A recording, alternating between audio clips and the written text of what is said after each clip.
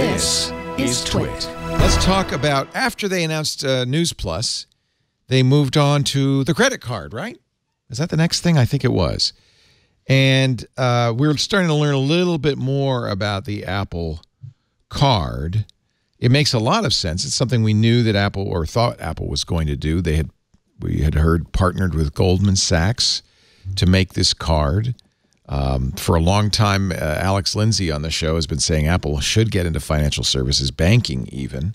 The Apple Card is a good first step. It isn't. Well, it is a card, but really that's not the chief way you'll use it. You'll use it with your Apple Watch or your iPhone. The card interest rate, now that we're seeing the fine print, they said it's going to be low, but they didn't say what it was. They also said it won't be available till later this summer. We now know that the interest rate varies somewhere between 13 and 24%, depending on your credit. Not that low. Not that low. Yeah. and there's no late fees, but they will start increasing the rate. Interest rate. Yeah. How is that different from a late fee? You don't pay. We're going to increase your rate. That's it's the actually same worse thing. than a late fee. Yeah, because it's the gift permanent. that keeps on giving. Yeah. Yeah. It's really weird. I mean, it's an easy money maker for Apple. I absolutely see the business sense of this, but that's a very, very slippery piece of pond that they've stepped on. The idea of making it so easy to tap a button on your phone and 5 seconds later they're saying get approval if you qualify to get this card. So as soon as your impulse hits you that, hey, I want this credit card that I didn't want 5 minutes ago, you've got this card. And it's just not a good look for Apple to have people who are making a lot of money off of interest fees on a card that people maybe didn't want to begin with, but you get into credit card debt, and they're now in the business of our customers are now paying us 12%, 15%, 17%, 22%, 24%, which is a look that we've come to appreciate from Chase and from Wells Fargo and from all these other banks. It's not the sort of thing that we've come to appreciate as something that Apple would do. So I just think this is a logical move, a profitable move, but I don't know why they feel as though they have to do this. I don't know. I don't feel as though they're making things any better. I think of credit card companies as a bit of a dregs of society kind of thing, and to have Apple participate. Wait a minute. You think credit cards are the dregs of society? They prey on people, and they're necessary for us to be able to exist in society. But if it weren't for credit card companies, we wouldn't have had to use credit card companies to exist in society.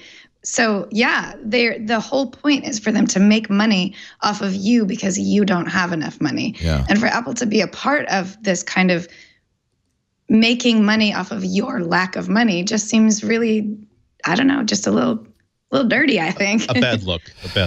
So, I mean, using those arguments, we're saying that anybody with money doesn't have a credit card? I have plenty of credit cards, trust me. No, but that's because of the way...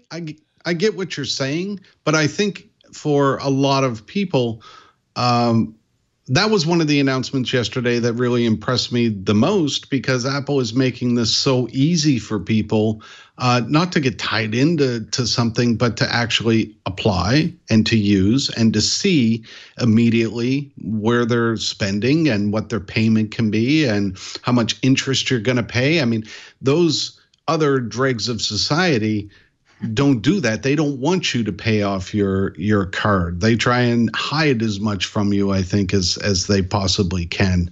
Where Apple is trying to be upfront and saying, here it is. And it makes sense only in the fact that it's for your phone.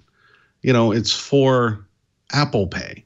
That's the main. I think Lori, though's point, and I think it's well taken, is if you can apply for a credit card that easily, that's sucking you into a trap. And by the way, yeah, you're going to get it, but there'll be limits depending on your credit. And notice that interest rate goes from 13.24% up to 24%. That's got to be tied to your credit, right? It must. Your credit score.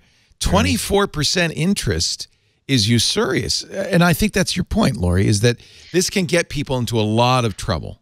And I think it's great, just like Jim is saying, that Apple is providing a very easy way for you to see how much you're spending and how much you're spending on interest and all that kind of stuff. But we already have these means of budgeting and recognizing our finances. And if we're not actively doing it ourselves, what makes Apple or anybody think that having it in your wallet instead of on I Need a Budget or Mint or something like that? Yeah, there are plenty of fintech apps that do this. So if you're not already good at saving and making sure that you're paying down your credit card and not going overboard with your credit, I think it's wrong to assume that Apple is positioned to help people to better finance their credit just because it's Apple, when that already exists all over in the world and hasn't helped people that do struggle financially. Obviously, a lot of us, yes, I'm going to get the Apple credit card. I've got great credit. I know how to manage my credit cards. I have low balances on everything. So for me, yeah, it's great. But there are people out there who they're just going to get another credit card because there's another credit card and now they're up paying 24%. And yeah, Apple's like, you can pay twice this month in order to reduce how much you owe. And they're going to say, no, I don't have enough money. I'm just going to keep spending. So it's beautiful and awesome and very dangerous to assume that having an Apple credit card is somehow going to make you better at taking care of your credit cards. Also, I want to get the latest hot, wonderful, cool Apple designed product is this cool titanium credit card that I know, and because there's no annual fees, it won't ever cost me anything. Yeah, if you don't use it, that's a good point. You could just have a nice piece of titanium in your pocket that you might be able to kill someone with. By the way, really one of the only videos they showed, and the only product video they showed at this event, was a very Johnny Ive style the making of the titanium credit card video, which kind of cracks me up. Am I the only one that thinks of Magnesis or thought of Magnesis the first moment that credit card appeared on screen? The black card for millennials, if you remember. That. I do remember that. That's immediately what I thought of. Yeah, here's precursor to the fire from the people who brought you the fire festival. Yeah, the Magnesis card. Yeah. Luckily, Apple has already proven that they know how to put on a music festival. So this titanium... Well, that was mostly Woz. He's no longer with the company. Oh, the US Festival. Yeah, he wasn't at Apple when he did the US Festival. Spent almost every penny he had on that thing.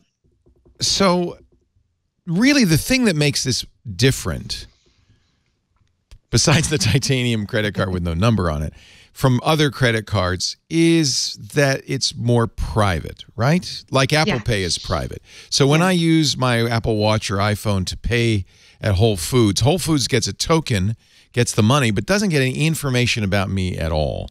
And that's what Apple is saying about this. Although, obviously, the back-end transaction handled by Goldman Sachs, they have to know all of that because they have to give me credit and know my address and all that stuff.